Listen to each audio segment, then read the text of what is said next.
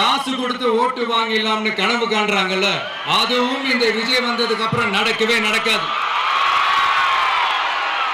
வண்டி வண்டியா கொண்டாந்து குட்டுவாங்க. 1000, 2000, 3000, 4000, 5000 சாமி மேல சத்தியெல்லாம் வாங்குவாங்க.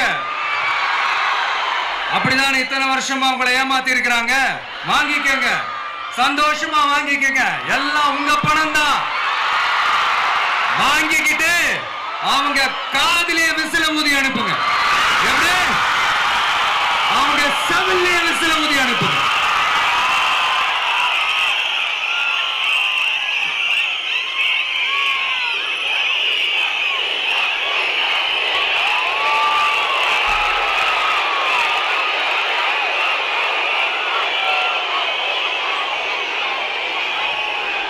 அடுத்து நம்மளுடைய